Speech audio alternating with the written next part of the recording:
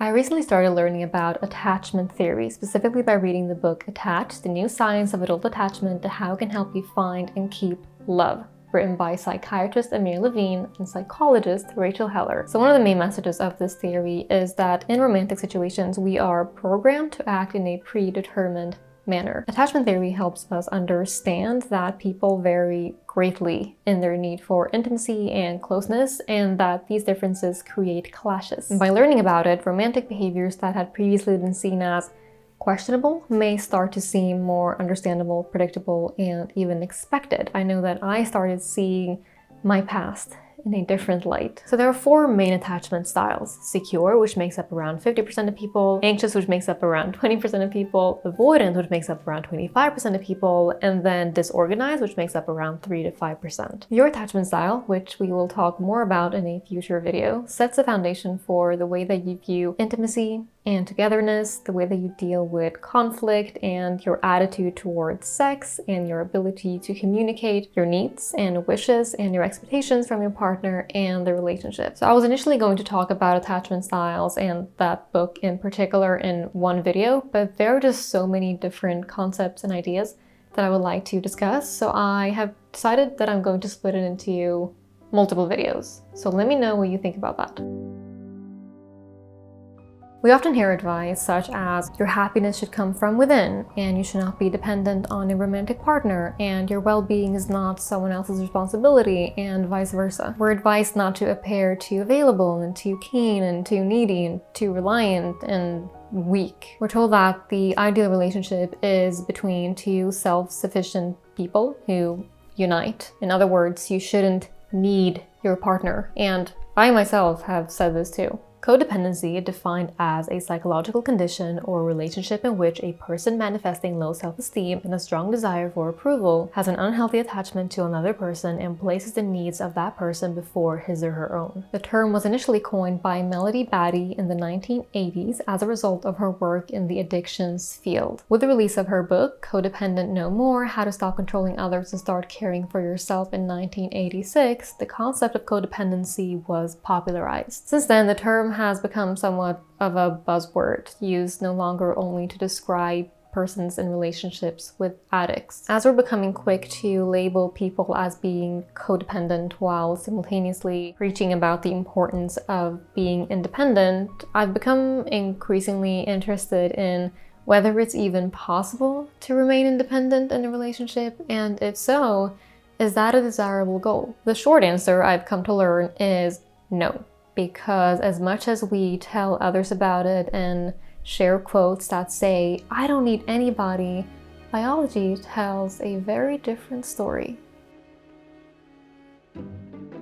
So numerous studies have shown that once we become attached to someone, the two of us form a psychological unit. So biologically speaking, we're no longer two separate entities. Instead, our partner regulates our heart rate, breathing, blood pressure, and levels of hormones in our blood and our psychological well-being. When we feel that our partner is fulfilling our intrinsic attachment needs by acting as a secure base and a safe haven, it can help us remain emotionally and psychologically healthier and live longer. On the contrary, having a partner who is being inconsistent in their support and availability can be, as Levine puts it, a truly demoralizing and debilitating experience that can literally stunt our growth and stymie our health. He continues to write that our need for someone to share our lives with is part of our genetic makeup and has nothing to do with how much we love ourselves and how fulfilled we feel on our own. Once we choose someone special, powerful and often uncontrollable forces come into play. New patterns of behavior kick in regardless of how independent we are and despite our conscious wills. Once we choose a partner, there is no question about whether dependency exists or not. It always does. So from that perspective, dependency is a fact rather than a choice or a preference. So as much as we want to elegantly coexist with one another without a fear of loss or without being vulnerable, it's simply not in our biology. In looking at our evolution, in order to have a strong survival advantage,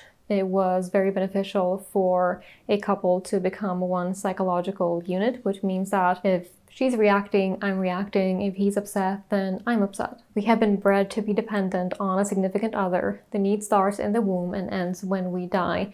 And in prehistoric times, aloneness literally meant death. And while we no longer live in those times, attachment continues to play a major role throughout our entire lifespan. And the difference between us as babies and us as adults is that babies literally need others to be there for them physically to survive, whereas adults can go by with the mere knowledge that the person is available to us psychologically and emotionally. There is no such thing as codependency. There is only effective and ineffective dependency. Sue Johnson. Levine writes that attachment principles teach us that most people are only as needy as their unmet needs. When their emotional needs are met, and the earlier the better, they usually turn their attention outwards, and this is sometimes referred to in attachment literature as the dependency paradox, which means that the more effectively dependent people are on one another, the more independent and daring they become. Now, this different way of viewing codependency is not to say that we should carry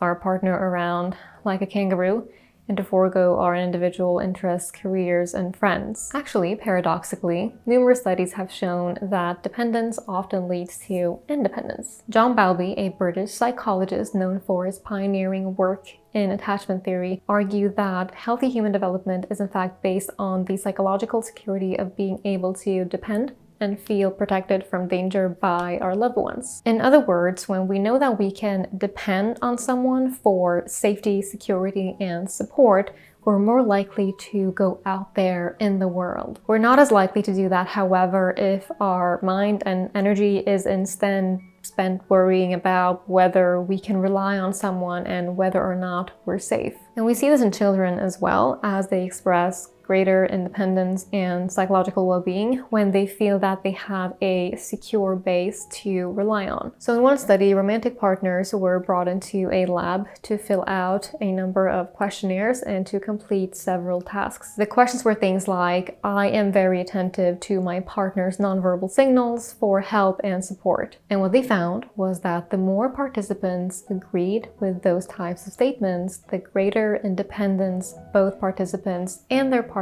reported.